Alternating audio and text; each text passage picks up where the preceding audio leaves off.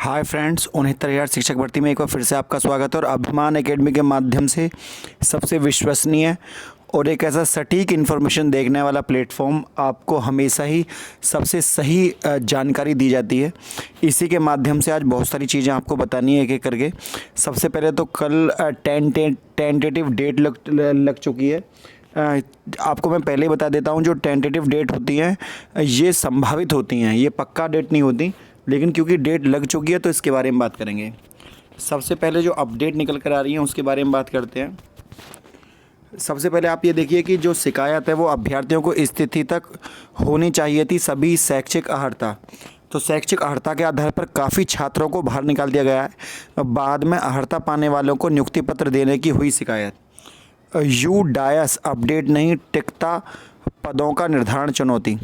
अब इसको 26 से 30 अक्टूबर तक प्रस्तावित काउंसलिंग और पदस्थान यू डायस पर अपडेट 30 सितंबर 2020 की छात्र संख्या के आधार पर करने के निर्देश दिए गए हैं। लेकिन समस्या इस बात की है कि अधिकांश जिलों में 30 सितंबर तक की छात्र संख्या यू डायस पर अपडेट नहीं है। यू डायस एक सॉफ्टवेयर है जिसके थ्रू नियुक्ति पत्र दिया जा रहा है। 2 दिनों में सभी स्कूलों की छात्र संख्या अपडेट करते हुए रिक्त पदों का निर्धारण करना मुश्किल काम दिख रहा है। अब आगे इन्फॉर्मेशन ये है कि 31,273 शिक्षक भर्ती जिलावार चयनित गुणांक घोषित नहीं, कल से किया जाएगा जिलों में नवनियुक्त मतलब जो नए रिक्रूट हुए हैं शिक्षकों का स्कूल आवंटन। इसको लेकर भी आपको पता होगा क्योंकि कुछ अभ्यर्थियों को नियुक्ति पत्र मिल चुका है तो उनके काम की इन्फॉर्मेशन है, और जिनको नहीं मिला है उनको भी ये चीज़ें पता होनी चाहिए ताकि अपने डॉक्यूमेंट वो बनवा कर रख लें पहले ही। तो उस माध्यम से भी, दोनों माध्यम से ही इम्पोर्टेंट न्यूज़ है। बेसिक शिक्षा परिषद की प्राथमिक स्कूलों की 31,273 पदों की भर्ती में जिलावार चयनित गुणांक घोषित नहीं है। चयन से बाहर होने वाले प्रतियोगी उन अभ्यर्थियों के नाम गिना रहे हैं जिनका चयन उनमें से कम गुणांक पर हुआ है। मुख्यमंत्री ने माध्यमिक कॉलेज के शिक्षकों की नियुक्ति पत्र वितरित करते हुए जिस तरह से मेरिट पर जोर दिया, उसके बाद से अधिक गुणांक वाले अभ्यर्थी भर्ती में गड़बड़ी का आरोप लगा रहे हैं, जबकि अफसर चुप्पी साधे हुए हैं। क्योंकि ये हुआ है कि कम गुणांक वालों को नौकरी मिल गई और अधिक गुणांक वालों को नहीं मिली है।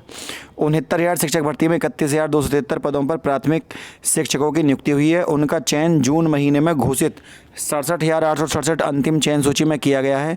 बेसिक शिक्षा परिषद के अफसरों ने जून माह में भी चयनितों की वर्गवार संख्या और चयन गुणांक घोषित नहीं किया था। मतलब ये सब डाटा जो छुपाया जा रहा है, इससे अभ्यर्थियों में रोष है। 31,277 शिक्षकों को इसी माह स्कूल मिल जाएगा। इसके लिए प्रेरणा पोर्टल पर अपलोड सॉफ्टवेयर के माध्यम से प्रक्रिया पूरा करना है। जिलों में शिक्षक व विद्यालयों का चिन्हांकन किया जा रहा है।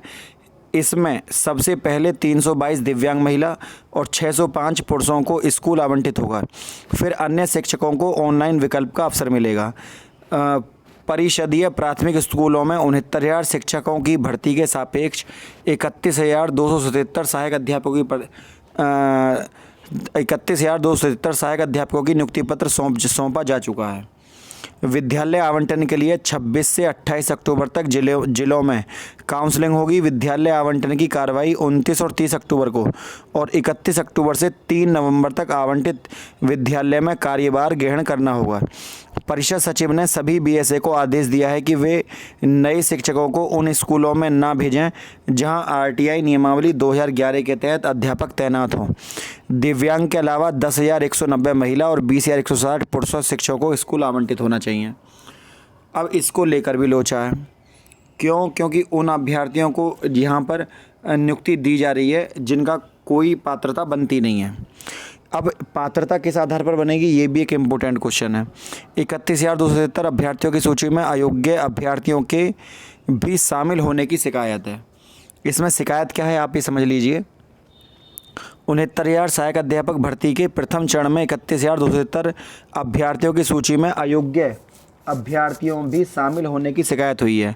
6 जनवरी 2019 को आयोजित 69,000 शिक्षक भर्ती की लिखित परीक्षा के लिए आवेदन की अंतिम तिथि 22 दिसंबर 2018 थी। इस तिथि तक आवेदकों के पास सभी आवश्यक शैक्षिक अर्हताएं जैसे बीटीसी, बीएड, टीईटी और सीटेट आदि होने चाहिए थे। लेकिन कई अभ्यर्थियों के तथ्यों को छुपाकर ऑनलाइन आवेदन कर दिया। बीटीसी में जिनका बैक पेपर लगा था उनको खुद को पास दिखाते हुए काल्पनिक नंबर भर दिए और बाद में सुधार हो जाएगा। और जिला चयन समिति ने काउंसलिंग के दौरान कुछ मामले पकड़ लिए, लेकिन कुछ अयोग्य अभ्यर्थियों को नियुक्ति पत्र मिलने के कारण ये भी प्रॉब्लम हुई, लेकिन कुछ अयोग्य अभ्यर्थियों को नियुक्ति पत्र मिलने की शिकायत बेसिक शिक्षा परिषद में हुई। प्रयागराज, आजमगढ़, चित्रकूट, गोंडा, आगरा आदि जिलों में भी ऐसी शिकायत मिल रही हैं। 31,277 की सूची में 1,037 के नियुक्ति पत्र रोके गए। 69,000 शिक्षक भर्ती में प्रथम सूची में 1,037 के नियुक्ति पत्र रोक दिए गए हैं और इन अभ्यर्थियों के दस्तावेजों में भिन्नता है। चित्रकूट में दिलीप कुमार नाम के अभ्यर्थी का नियुक्ति पत्र रोका गया है क्योंकि उसका सीटेट का परिणाम ऑनलाइन आवेदन के बाद आया। प्रयागराज में एक अभ्यर्थी ने प्राथमिक की जगह उच्च प्राथमिक स्तर की टीईटी का अंक पत्र लगाकर आवेदन कर दिया था, उसे भी रोका गया। इसके अलावा पूर्णांक प्राप्तांक में भिन्नता के कारण भी अभ्यर्थियों के नियुक्ति पत्र रोके गए हैं। इसकी वर्गवार संख्या और चयन गुणांक घोषित नहीं किया था, जबकि इस बार वर्गवार चयन संख्या जारी की गई, लेकिन चयन गुणांक पर पर्दा पड़ा है। प्रतियोगियों का कहना है कि शिक्षक चयन जिला स्तर पर हो रहा है और बेसिक शिक्षा अधिकारी ही नियुक्ति अधिकारी है। भर्ती के पद सभी जिलों में शिक्षकों के रिक्त पदों से ही तय हुए हैं, इसलिए चयन गुणांक पर हर जिले का अलग और उसे घोषित भी करना चाहिए। यह गुणांक वर्गवार जारी हो ताकि सभी को पता चले कि किस जिले में सामान्य ओबीसी एसटी का चयन गुणांक क्या रहा। प्रतियोगियों का कहना है कि गुणांक जारी न होने से हर जिले में अधिक गुणांक वालों के बाहर होने की सूचनाएं आ रही हैं और अफसर उस पर विराम लगाने को उत्सुक भी नहीं है। परिषदीय मुख्यालय पर प्रदेश भर में प्रतियोगिता प्रदर्शन कर रहे हैं। कल से किया जाएगा जिलों में नवनियुक्त शिक्षकों का स्कूल आवंटन। मतलब स्कूल आवंटन हो रहे हैं और लेकिन जो प्रॉब्लम है वो वहीं की वहीं है। अब यहाँ पर एक लेटर जारी किया गया है प्रयागराज के द्वारा, आप देख सकते हैं क्या है। विषय है उत्तर प्रदेश शिक्षा परिषद द्वारा संचालित परिषदीय प्राथमिक विद्यालयों में 69,000 शिक्षक भर्ती के सापेक्ष तैनाती और वीडियो कॉन्फ्रेंसिंग के संबंध में। तो ये डेट जो यहाँ पर दी हुई है ये 22 दिसंबर 2020 और यहाँ पर देख सकते हैं 30 नंबर। तो 26 तारीख को वीडियो कॉन्फ्रेंसिंग के थ्रू इस साइट पर जाकर जोड़ना था, जिसके तहत अभ्यर्थियों को जिला आवंटित किया जा सके जिनको जॉइन लेटर मिल गई। तो इसके संबंध में था ये। अब क्या है, अब दोबारा प्रमाण पत्रों का सत्यापन होगा टीचरों का जिनको नियुक्ति पत्र मिल गया उनको भी। अब ये नई सूचना है ताकि आपको सारी बात के बारे में पता हो। 69,000 सहायक अध्यापक भर्ती में 31,270 पदों पर नियुक्त पात्र पाए 30,285 शिक्षकों को सोमवार से विद्यालय आवंटन का काम शुरू नहीं हो सका। आवंटन से पहले स्कूल में शिक्षा निदेशालय में वीडियो कॉन्फ्रेंसिंग के चलते सत्यापन नहीं हुआ उनका और अब तैनाती ऑनलाइन होगी और इस फॉर्मूले में मिलेगी तैनाती जारी का पूरा प्रोसेस क्या है। नवनियुक्त 31,270 शिक्षकों को स्कूल में तैनाती 30 सितंबर 2019 को छात्र की संख्या के मुताबिक दी जाएगी। इसमें पहली वरीयता महिला विकलांगों को दी जाएगी। ऑनलाइन के अलावा अन्य किसी भी तरीके से पद स्थापन नहीं किया जाएगा। बेसिक शिक्षा महानिदेशक विजय किरण आनंद ने बेसिक शिक्षा अधिकारी के साथ ऑनलाइन बैठक का निर्देश दिए हैं। 31,277 अभ्यर्थियों को 30 अक्टूबर तक तैनाती दी जानी है। उन्हें चेतावनी दी गई है कि कई जिलों में अपात्र अभ्यर्थियों को नियुक्ति पत्र देने की जो शिकायत है वो ना आए किसी भी तरीके से। अभिलेख सत्यापन कैसे होगा इसके बारे में समझ लीजिए आप। काउंसलिंग नहीं हो सकी है। स्कूल शिक्षा महानिदेशक विजय किरण आनंद ने सभी डायट प्राचार्यों और जिला बेसिक शिक्षा अधिकारियों को निर्देश दिया है कि काउंसलिंग से पहले एक बार फिर से नवनियुक्त शिक्षकों का प्रमाण पत्र को जांच दोबारा कर लें।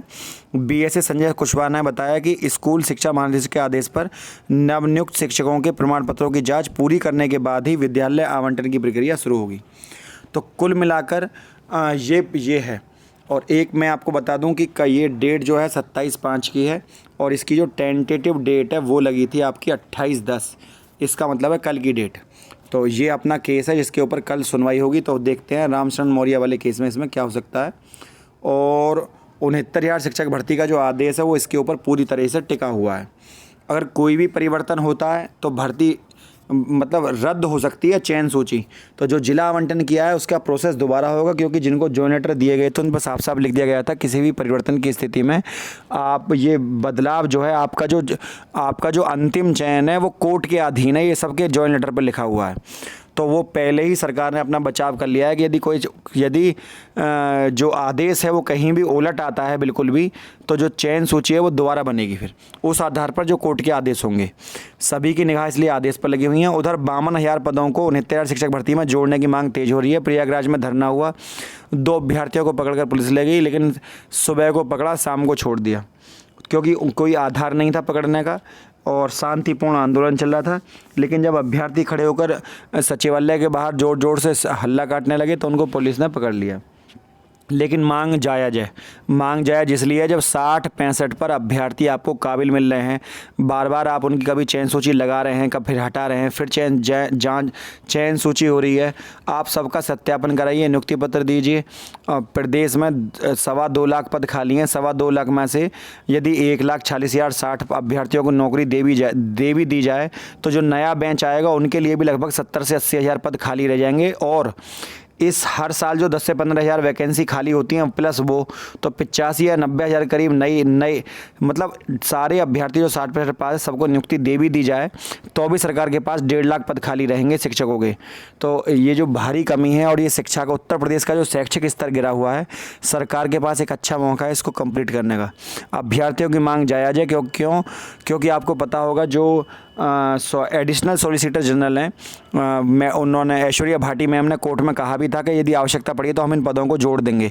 तो यदि आवश्यकता अब नहीं पड़ेगी तो फिर कब पड़ेगी, ऐसा विचार करना चाहिए उनको। तो फ्रेंड, यदि वीडियो आपको अच्छी लगी तो वीडियो को लाइक, शेयर और चैनल के साथ ज़्यादा से ज़्यादा जुड़िएगा। चैनल को सब्सक्राइब करना ना भूलें। आज के लिए इतना ही। जय हिंद, जय भारत।